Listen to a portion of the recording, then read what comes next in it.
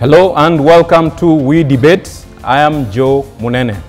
Now, student activism in Kenyan universities was most vibrant in the 1970s, the 1980s and the 1990s and played a major role in the events, both good and bad, that shaped Kenya's democratic journey.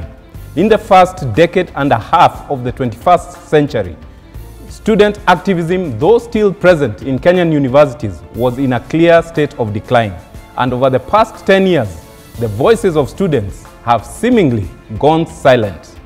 Is student activism in Kenyan universities dead? And is this good for our society? This is good for debate. The debate motion for tonight, let it be resolved. Activism in Kenyan universities is dead. Our debaters for tonight are, on the affirmative side of the debate we have Joel Mogesi, JKU at law student. On the negative side of the motion we have Anthony Manyara, chairman of Kenya University Students Organization. Joel Mogesi, Anthony Manyara, welcome to this debate. The motion up for debate tonight is let it be resolved, activism in Kenyan universities is dead. Joel, you are arguing on the affirmative side. Manyara, you are on the negative side. You are stating that no, activism is alive and well.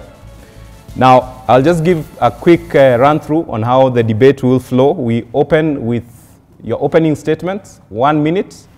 1 minute each. After that, we'll go back to you, Joel. You will have 5 minutes to give a main presentation on the position you've taken on this debate.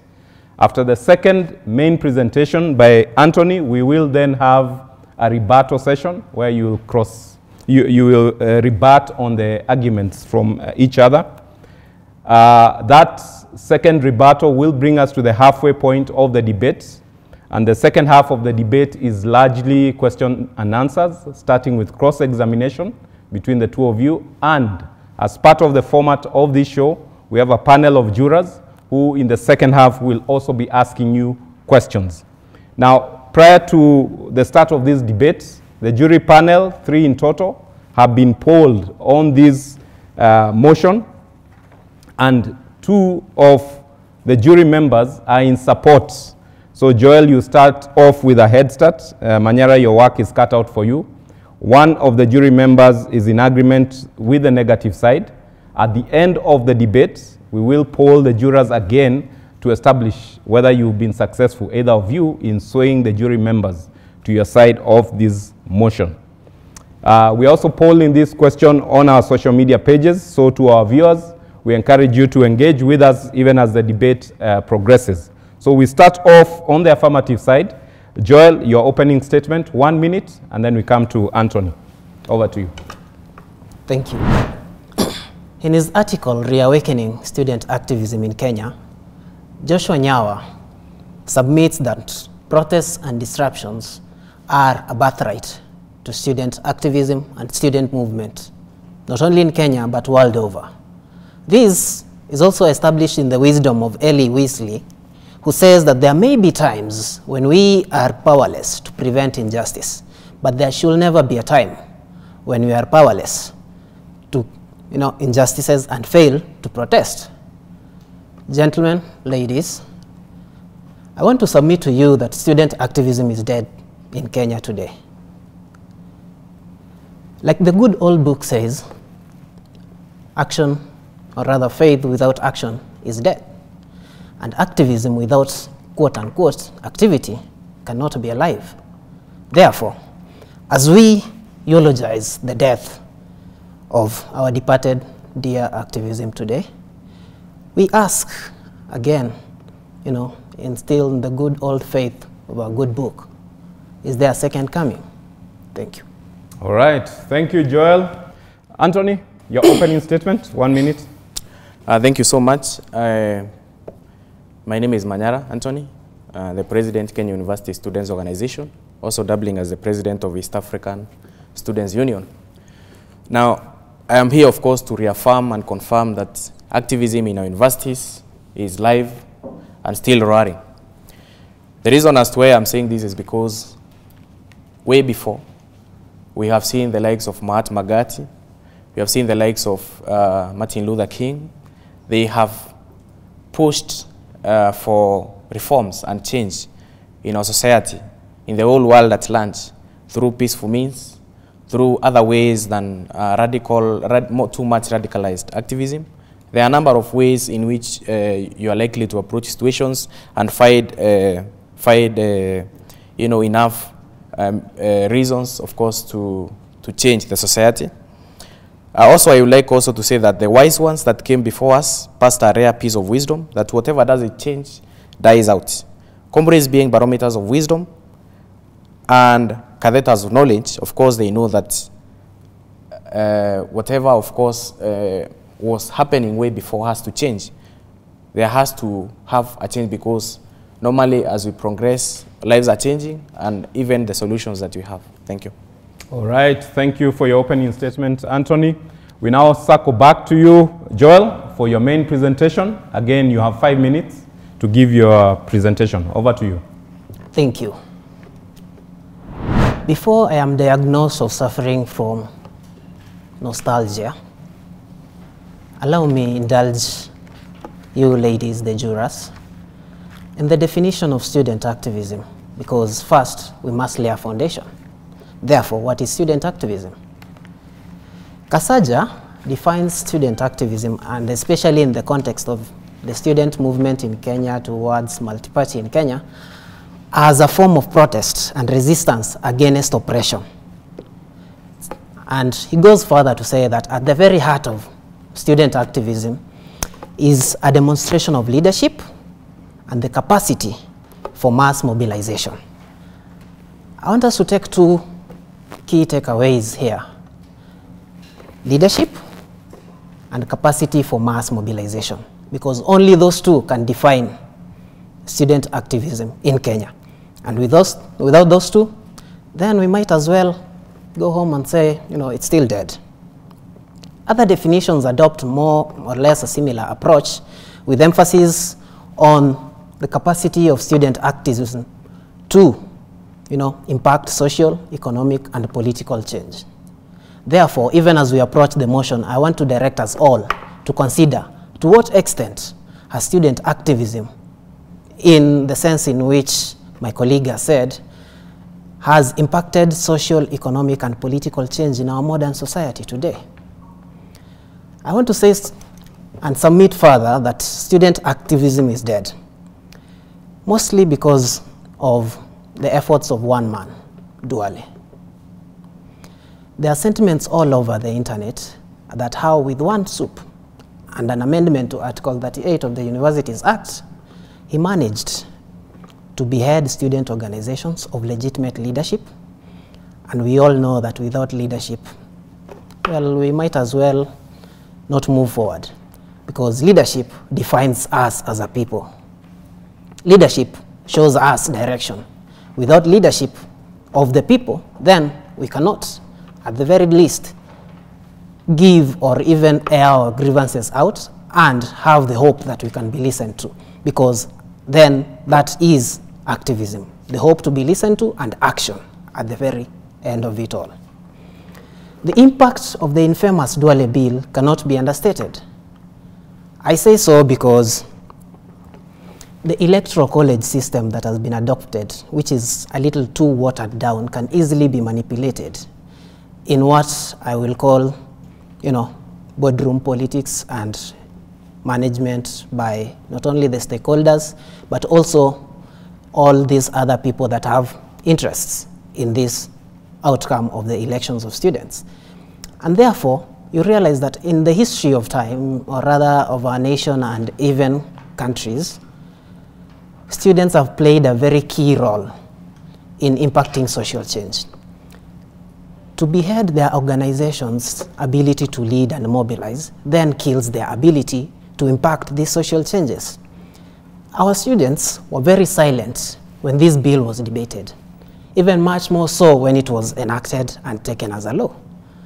I mean, why would you sit back and watch as your rights be taken away? The sovereignty of the people. I mean, Article 1 of our Constitution says as much and affirms the same. if then as students we cannot, remember that this is key to us and fight for it, stand up, then student activism must be dead because we are not even aware of ourselves. My second point is there is general student apathy, not only to activism, but politics. It has been reflected not in our voting patterns, but also even in the way in which we approach things. Our society currently is so individualistic, and therefore we ask ourselves, if it doesn't affect me, why bother? Does that make sense to anybody of us?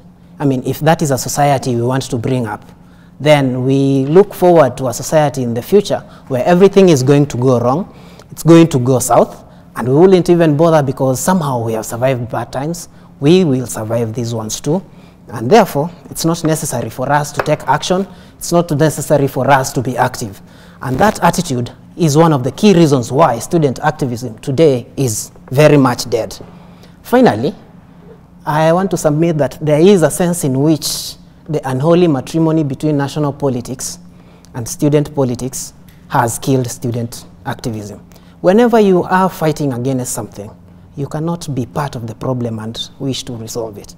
National politics is part of a problem in Kenya and world over. It has been one of the reasons, and I have demonstrated that part of the aims of student activism is to encourage to encourage social, economic, and political change. By siding and being in bed with politicians, we cannot be able to impact this activism and change. Therefore, student activism is dead. Thank you. All right, thank you, Joel. Just a quick clarification. So the Duale Bill 2015, how exactly would you, and you alluded to the Electoral College, is the main adverse impact the fact that with the Electoral College, manipulation now is much easier than it was when there was direct voting for student leaders? It has deprived of student organizations legitimate leadership. When you have 3 members voting for the president, or maybe let's say the SONU, for instance, from a department, we are not able to, at the very least, account that this person will have won in this department. But then he managed to convince 3 people to vote for him, maybe because he paid them, or maybe because somehow they know each other or other means. So by the very fact that student activism, or rather the student voting system, has been altered, then it has rigged out legitimate leadership in our society. Okay. All right. Anthony was listening very keenly. I doubt that he is in agreement with Joel. Anthony, your 5 minutes presentation. Thank you so much. I think regarding what I've just heard, even drawing examples from my own leadership ever since I joined here in the University of Nairobi, I'll just say that we're in changed times, not just in Kenya, even when you go to Uganda, Makerere, even when you go to South Africa, Nigeria, whereby we have seen way before students advocating for various rights. First of all, we must ask ourselves, why do students protest, or rather, why do they have that activism? First of all, there is this fight for social change. Sometimes also students fight, of course, for their own issues. Take, for instance, school fees, issues that, of course, have been even a problem here in Kenya. But then again, it takes an ounce of, a tone of enlightenment for an ounce of perception to change or evolve. Sometimes, even for those who have been in the University of Nairobi or even Kenyatta University, way before, very many students were protesting in such a way that we would see a destroyment of property, we would see massive killings, a number of things which are very much negative. Now, here in the University of Nairobi, we have seen way before students, of course, fighting for their own rights, but things have evolved over time. Nowadays, something which you would fight for on the streets to achieve is something which, for instance, you can come up with policy changes. You can even petition the National Assembly. You can even petition whoever is likely to effect those changes, and you are able to do it successfully. My brother has spoken about even the Duale Bill, which is true. Students have been suppressed by very many ways, but then it has not really prevented them from advocating for their own rights. Why am I saying this? Because the Kenyan University Students Organization, which as if you look at the way we do our elections, is not the same way as been advanced by the Duale bill. We come up with radical students, we come up with students who have a serious voice. Now, in individual universities, we have, of course, suppression of students' voices through a delegate vote kind of voting as opposed to universal suffrage. And we have seen universities bring up very weak student leaders. Some of them are surrogates of the school administrations. But then the overall leadership of the country, these are students who are driven by radical change, people who are driven by passion, people who want to effect change in our society. Why am I saying this? Simply because even you look at what has happened since 2016, when that bill was proposed in the National Assembly and it was passed. Students protested in 2017. 2018, they went to the streets. 2018, towards the end, they did peaceful protests here at the university, and eventually, we ourselves initiated petitions which were debated upon on the National Assembly. Then we have seen the same politicians suppress those bills. And out of 11 petitions which were being proposed, all of them were shot down. Is it a problem on the student side? No. It is a problem with our political leaders. And then again, we have seen students also come out in big numbers,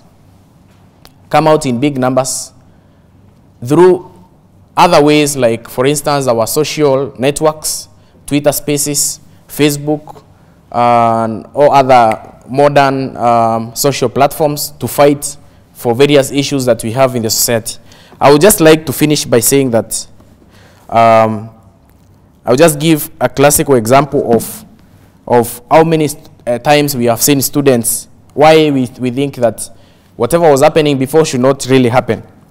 Examples, for instance, between 1969 and 1990, the University of Nairobi and it closed almost to 20 times. 1974, there was a strike in the University of Nairobi of our architectural department, whereby we had seen students fighting for their own rights.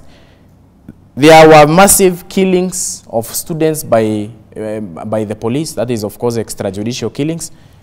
All these things were a bit unnecessary. These are things that we can be able to tackle in a very peaceful manner, which we have the stakeholders sitting together or even coming up with various ways, peaceful ways of solving those problems. Sometimes students go to the extent of throwing stones, blocking roads, causing a lot of looting in the city, a number of things which can be able to be avoided, and we look for better solutions. These are issues that we have addressed and seen results. Take, for instance, the kind of bills we have had before. Financial bills. We have come, even last year when we had hike in fuel prices. University students came up with a petition which went the floor of the House, and it was successful. Thank you so much. All right. Thank you, Anthony. There's something you said there about there are peaceful ways that can be pursued. So in your view, activism is not just the demonstration in the streets and that kind of thing, and that the peaceful ways are actually ongoing? Well, I really don't advocate for peaceful means all the time. Sometimes, of course, we have seen students fight for, even the university my friend is coming from, that is JKUAT.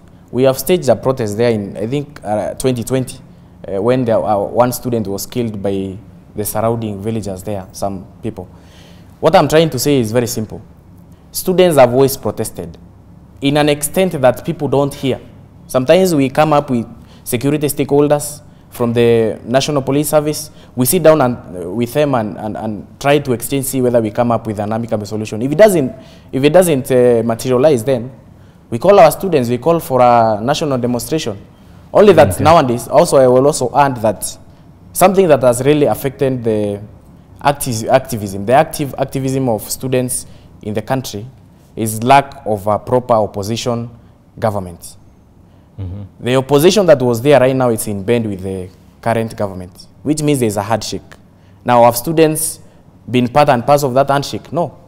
So for any activism to take part and for students to be very strong, you need a partner who is able to have the same ideological thinking with you, who shares the same aspirations with you, and even to support you. If you tell a student, of course, to strike without maybe something like the resources and all we have, then it's practically not possible.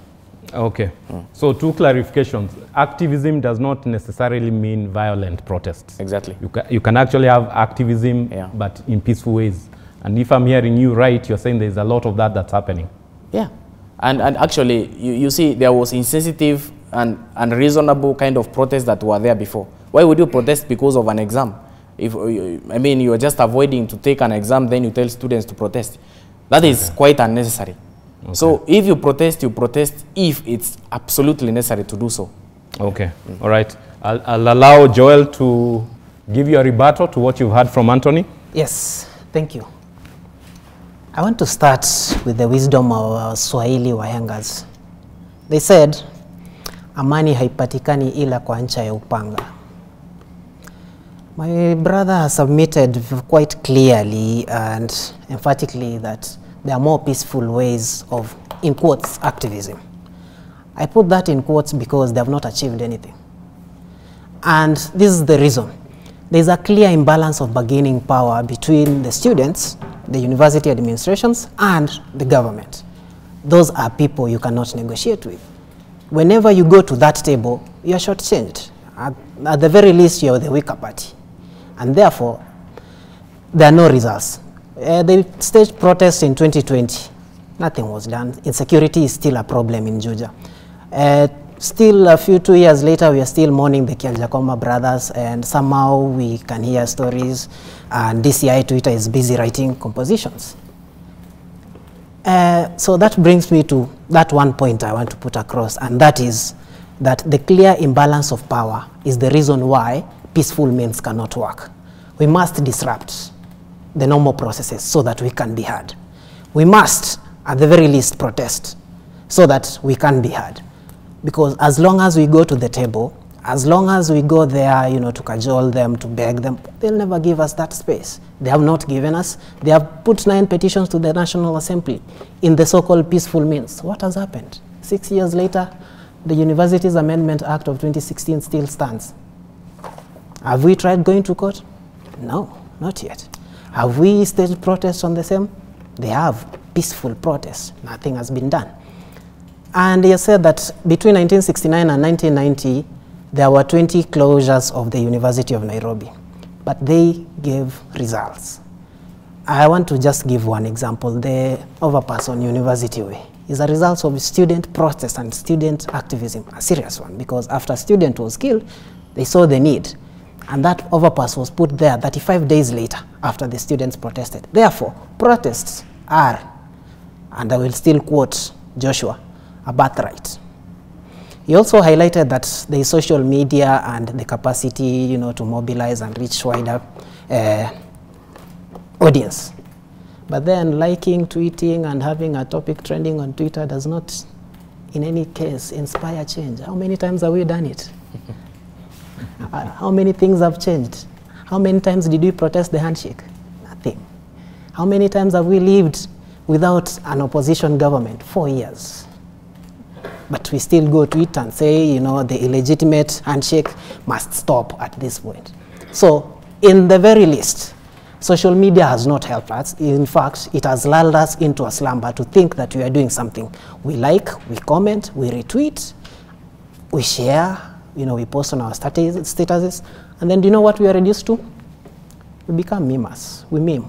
You know, we make memes, enjoy our depression, laugh about it, move on. And then at the end of the day, you know, we are laid back and we cannot even stand for our own selves. So therefore, the peaceful ways have not solved anything.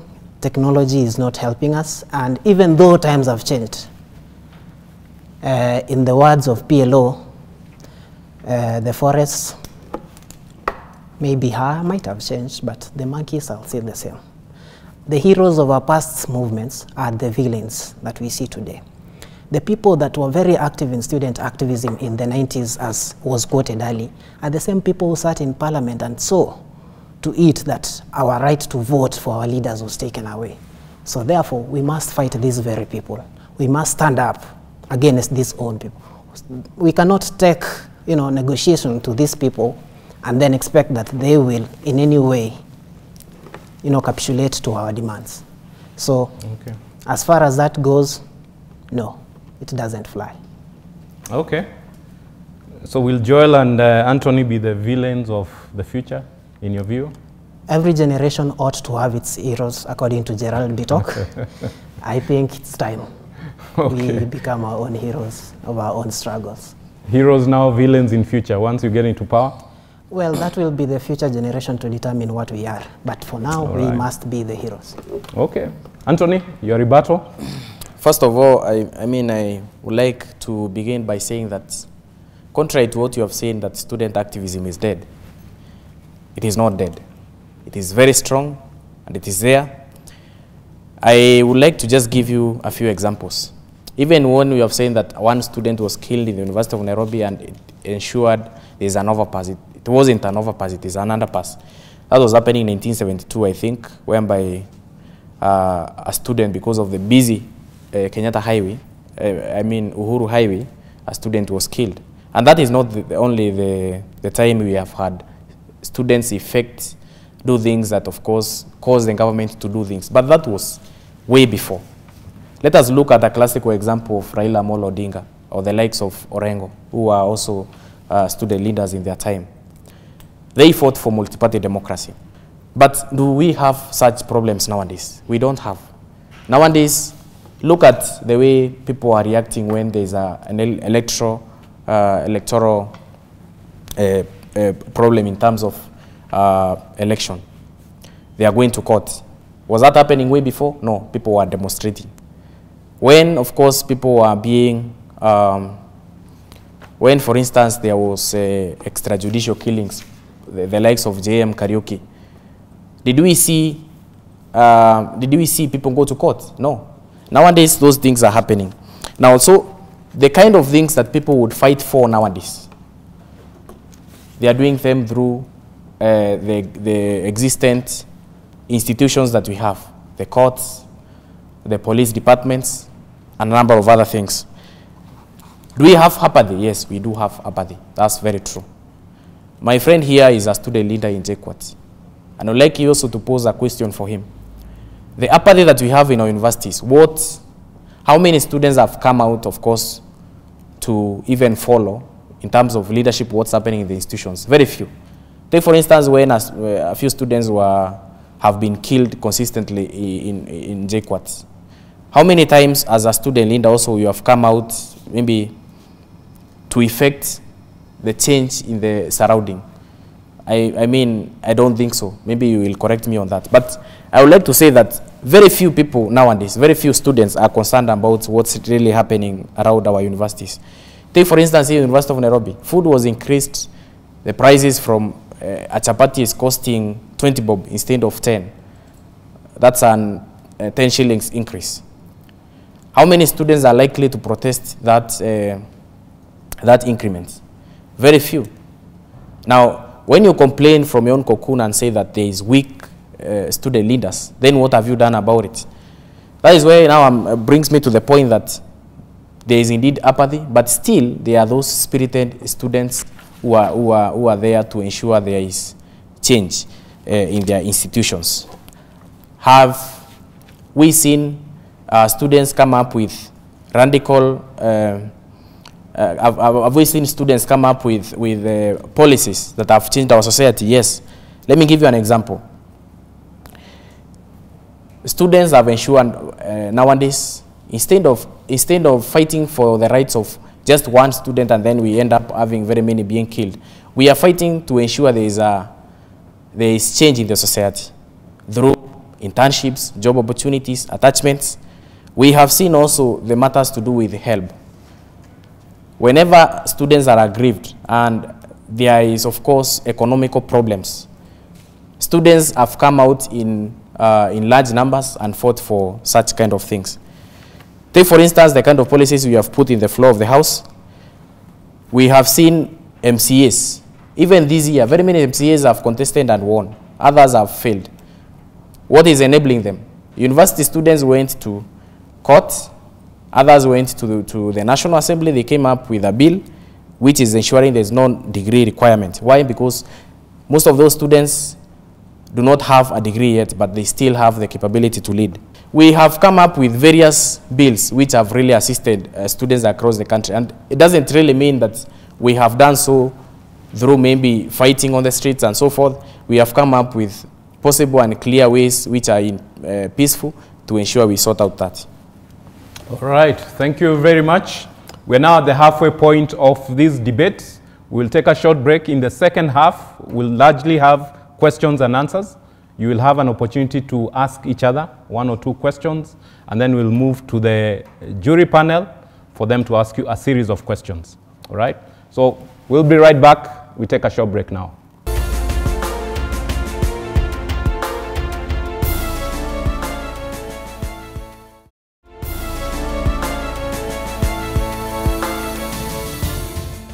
Welcome back to the debate. A quick reminder for you, the viewer, to engage with us on this debate motion. The motion is, let it be resolved, activism in universities is dead. We are polling these questions and we would like to know where you stand on this debate topic. Now, we start us off with cross-examination. We will start with you, Anthony. Your opportunity to ask the affirmative side of this motion your 2 questions. Thank you, Joe. I think, first of all, my question to my friend would be, you saying that the Duale bill has really affected student activism. Partially, I would say yes. But then I would ask, the Duale bill is scrapped right now. Because as I've said, we have petitioned the National Assembly more than 11 times. Students have protested over the same. We have done peaceful processions, even to along State House Road. I would like now to ask, do you think, in your opinion, if do you think, in your opinion, if the Duale bill, or rather the University Amendment Bill 2016, if it is scrapped, it will bring back radical student activism? That's my first question. And the second one, final one, would be, do you think, in your opinion, or rather believe that the violent protests that, of course, were resulting to deaths and destruction of property, is it still worth it? And I'm just saying, between 2000 and 2020, we have seen student leaders, some of them, advancing protests on the streets, not on the basis that there are inherent problems in those institutions, but to advance their own political image and so forth. Do you think really it's worth it to take those students on the streets, risk their lives, in the process sacrifice some, just for the extent of improving your political image and so forth? Those are my 2 questions. Joel? Thank you, Joe. Where do I start? Do I think it's worth it to risk a student's life for personal gain? Of course not. That's why I said that the unholy matrimony between national politics and student politics is the reason why student activism is dead. And therefore, the protests between 2000 and 2020 cannot be exactly characterized as student activism. Not in the very least. Because, as you said, they were all stage managed in favor of one's political ambitions in the wider political arena in the country. Therefore, they did not in any sense reflect, the issues of the students, and at the very end of it, they did not resolve anything. And then to still further answer your question, I think there is a way in which we've mischaracterized student activism to violent protest strikes, throwing of stones, GSU chasing students around. But then, you see, protests exist within a society. They are recognized even under Article 41 of the Constitution, you know, between the relationship between the employer and the employee, that, you know, strikes and protests and even ceasing work is one of those ways you can address your grievances. Must they turn violent? I don't think so. Are they at the very heart violent? No. I propose that activism in the protest sense then is disruption of activities to the extent that you are heard, and then at the end of the day we have a result. We have a result in the positive sense, that is, the problem is resolved. So I want to say that that conclusively answers the question, the second question. Now the first one, do I think if we remove or take away the Duale bill, or rather the amendments thereof, will reverse you know, the decline in student activism? Yes, very much so. This is because when we bring back the responsibility to the students to elect their own leaders, then we resolve the issue of apathy. Students now feel more involved in their own affairs. They want to elect their own leaders. You realize that with the electoral college, sometimes you only have 3 delegates on offer. I mean, who's going to vote anyway for 3? The requirement by the Act is 3. So at any rate, whether you vote or not, these people are going to be the delegates and they are going to vote. And therefore, there's no that responsibility that I voted for this guy, then I must hold them accountable. And therefore, in conclusion, if we return the responsibility back to the, you know, the people, that is returning the sovereignty to the people, they feel more responsible for their own problems, for their own leaders, and therefore they will be encouraged to be more active. And in that sense, we will have killed, you know, student apathy and even youth apathy to national politics and issues at the same time. Okay, your questions to Anthony? I only have one question. One question? Yes. He proposed that there are peaceful means of resolving these issues. He went ahead to demonstrate that there have had several petitions before the National Assembly and even courts. Now, most of these petitions, and maybe the less nuanced ones that he mentions, do not have any form of, let's call it in quotes, student activism. Not seen students at the forefront, because student activism is not student activism without students. You can't tell us that you have gone to the National Assembly to champion that, you know, these 9 petitions. Nothing has been done. We have never heard of it. You know, it's nowhere in the news. So it's within his personal knowledge. So if the students don't know that you are fighting for them, how do we know? So my question is, you said that you have also, through, you know, your interventions and the, you know, the peaceful means to secure internships. But yet we complain that nowadays we beg people to work for them for free.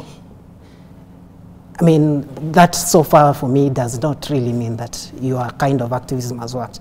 And to augment the same, then there is the issue that was raised a while back about KU Referral Hospital, that students in KU studying medicine cannot be allowed, or have not been allowed, to do their clinical attachments in KU alone. So to what end is your activism working?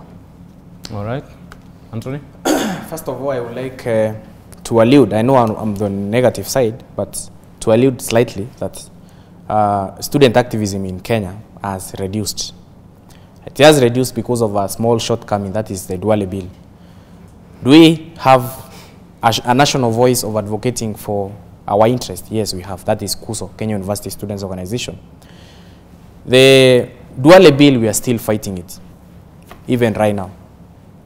Have you been seeing this kind of progress that we have done? No. Why? Because maybe you have not been watching TV, maybe you have not been reading the papers. But if you have been seeing, if you have been reading our magazines and seen even on YouTube, these are issues that we have addressed over time. If the Universities Amendment Act 2016, if it's lifted, will it affect the universities? My answer would be, out of experience, the university administrations have used students before, even when the Duale bill was not at play. Will it happen? Will it have any changes? No. What can effect serious changes is a serious overhaul of policy in the entire country, in the education sector, whereby we have various ways of modern times of addressing students' concern. Take, for instance, having a Directorate of Student Affairs in the Ministry of Education. Take, for instance, the Committee on Education in the National Assembly taking student matters seriously. Those are the kind of ways which can be able to sort out student problems. Nowadays, if students do a serious radical demonstration, both the government and the opposition will be at the same time talking in one accord of ensuring all those students are either expelled or arrested. Is it something which we want? In 2018, when I rose to power in the University of Nairobi as president, I took back around 117 students who were expelled out of 2016 demonstrations. That time it was Professor Peter Mbidi who was the vice chancellor. Those students were arrested because of political associated issues.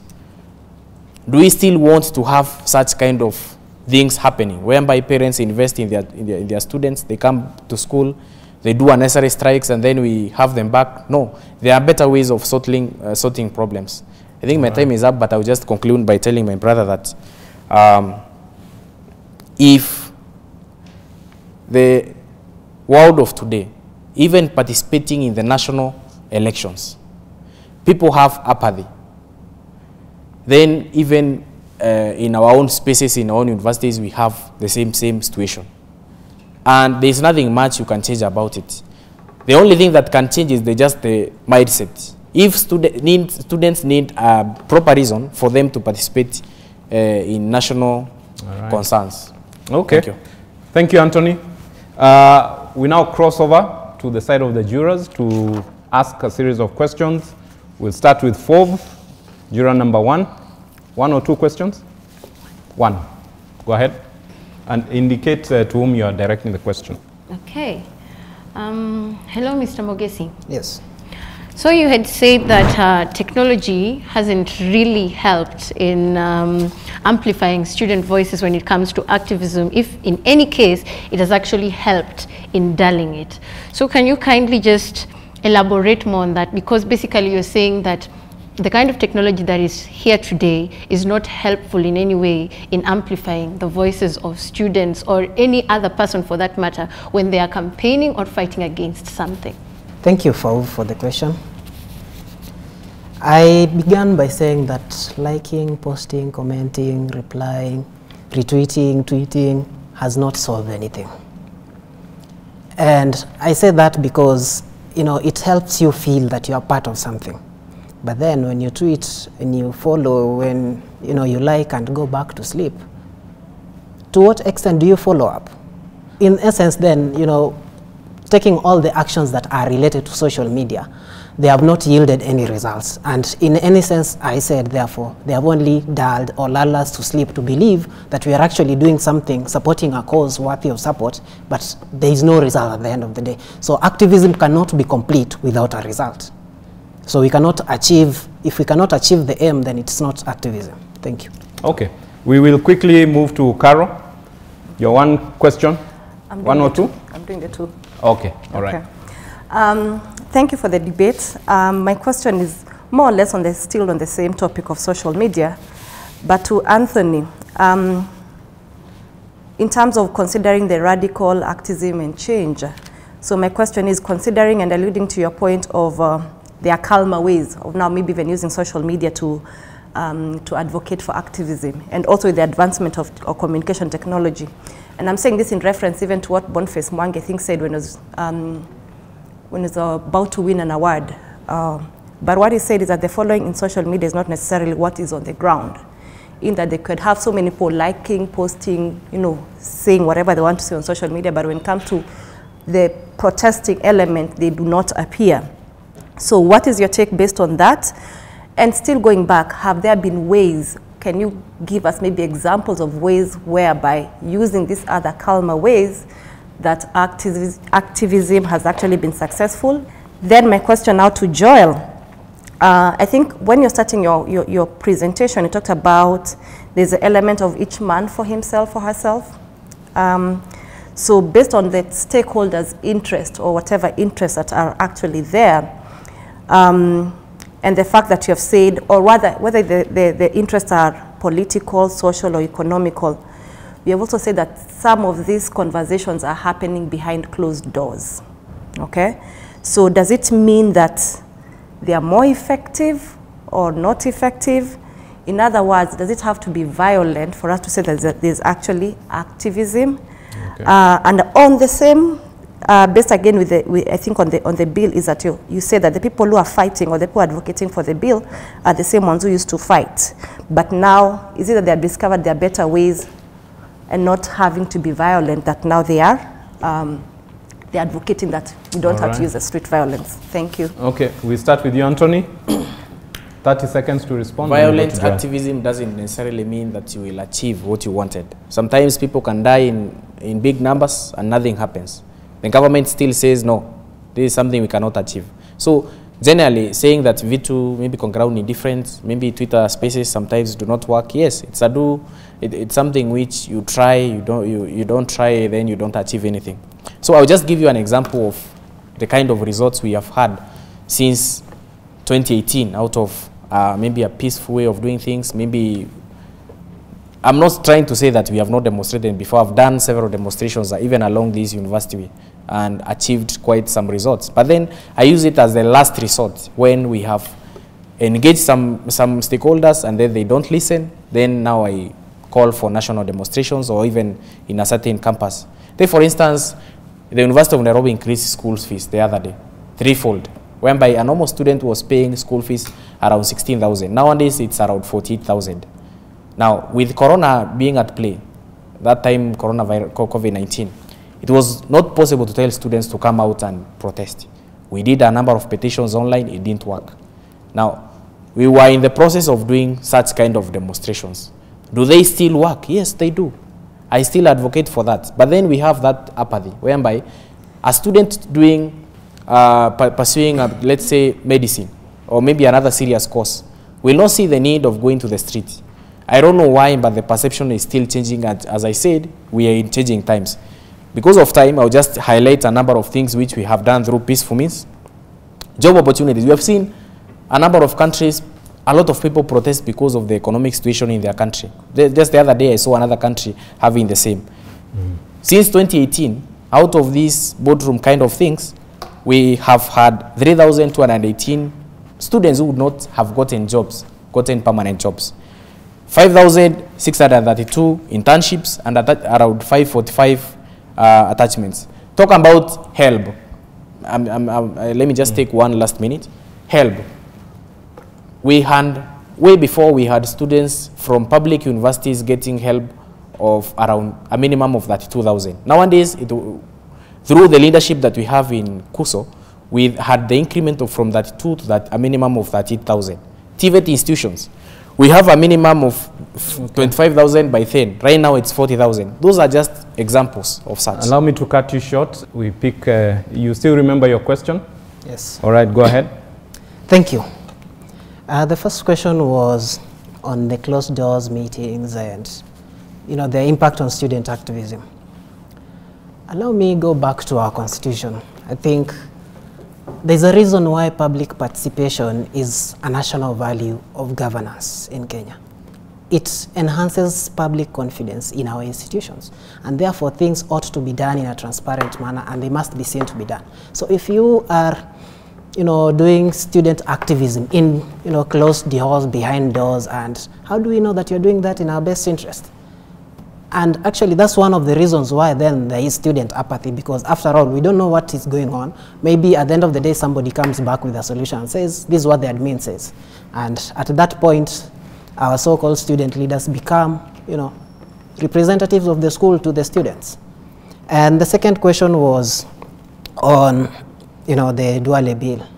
I think we need to remember or go back to the intention of the Duale bill, because that informs why it was enacted, why it was debated, and why it is the way it is. Number one, it was used to curb, because student activism or even protests, and as he demonstrated between 2000 and 2020, had become a pain in the neck, for national politics and making especially the country ungovernable. And when you look at it, maybe yes, there's a sense in which protests can make a country ungovernable, but they have an issue, which I think there was no issue in those times that there was being addressed. But then, clipping those wings, and in the very essence, what the Duale bill then did it cannot, at the end of the day, be said that the intention was very good. It wasn't. At the end of the day, it has curbed, the student transition not only from university but to the national life. Okay. And that has killed student activism. All right. Thank you, Joel. Our last juror, Rebecca, your one question. Thank you, Joe. My question is addressed to Anthony. You talked about petitioning, and you really mentioned it a lot, how you have taken so many petitions, and but I have failed to listen or understand of a single petition that you have highlighted. However, you said that there are very many, so I would like you to give us, a few practical examples, and also how often or how practical is it for students or student leaders, rather in this case, to take these petitions to court or to have this act actually highlighted in the National Assembly, because more often than not we fail to hear of this. Leaders highlight of problems that are in society but not from a student perspective. So could you please highlight more on that?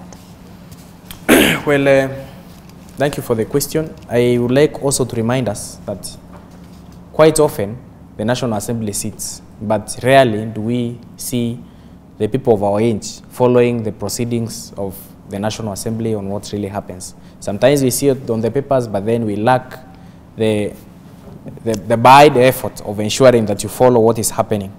I just highlighted the issue of about MCAs. I was representing students and I saw an issue whereby you are a continuing student, maybe you're in second year, you want to contest a serious position back home. I went to the National Assembly. It's something which was passed last year, whereby there is no degree requirement for MCAs. Last year also we pushed for NHIF, insurance cover for university students. This is something which went through and even NHIF board passed it. Those are just classic examples I'm giving you. July 9, 2020, we petitioned to amend Section 33 of the County Governments Act, which was ensuring a governor can be able to be tried. Of course, that was driven by our interest of ensuring that there is proper scrutiny of how funds are used vis-a-vis bursaries for students and a number of other interests concerning students. We had seen, take for instance where you come from, an MP ensures that maybe the beneficiaries of, let's say, a kitty for students, bursaries, and then after maybe people who are relatives, or maybe someone who assisted them during campaign, and then the needy and deserving students lack the opportunity of accessing such kind of fund. These are things which we have advocated in the flow of the House. After some time when I was chairman, I realized there are some things which I'm pushing along the streets, and they do not work.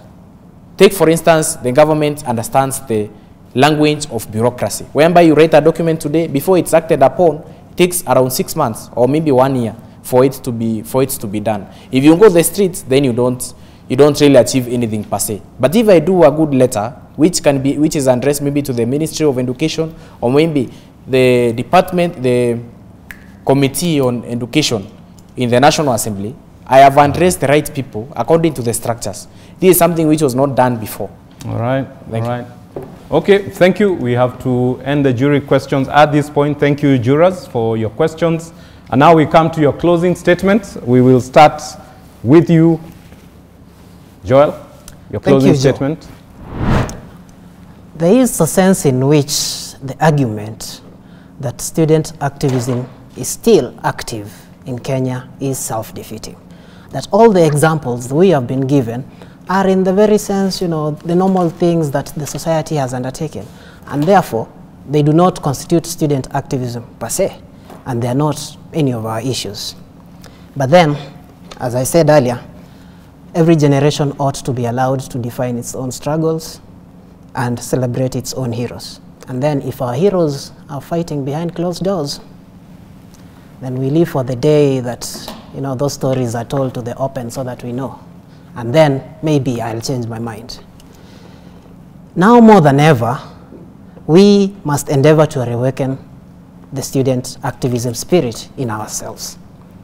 And I have, advocated for protests and disruption of, normal activities as a form of activism, because it renders our voices heard. As one of our youths has said, Crazy Kenna said that whenever you go to the bargaining table, you must come with your own chair. We don't have a chair at any table. What chair do we have? What do we bring? We come with protest. That's the only thing that exists within the imbalance of power that exists, in our negotiations. And therefore, in conclusion, I think, allow me now fully suffer from nostalgia and read a poem by Milton Obote. He said, or rather the title of the poem is Not My World. And I will quote a few lines. He says, either I was born in the wrong time or to the wrong age. For nothing explains the bitter taste, nor the disgusting gait of the social heroes of my age. I find nothing to cheer. I lack heroes to adore. Either this age is out of place or I am the exception to the law of nature. Thank you. All right. Thank you, Joel. He finds nothing to cheer. Anthony, your closing statement. I think when I began, I started by saying that Mahatma Gandhi, the likes of Mandela, the likes of Martin Luther King, they came up with various ways which are peaceful to ensure there is social change in this society. And the way we are seeing even in Africa with the kind of, let's take for instance African Union Agenda 2063, which is the blueprint for economic development for the entire of Africa. The kind of mechanisms that we can use in ensuring that there is economic development, and not just economic development but also social change, is through peaceful ways of ensuring that we move forward.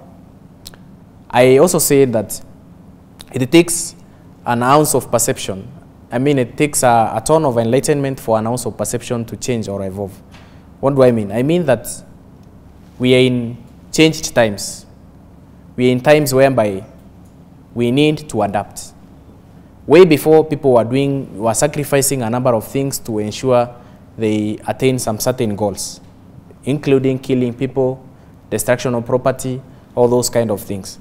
Nowadays, people are so much stuck on their phones.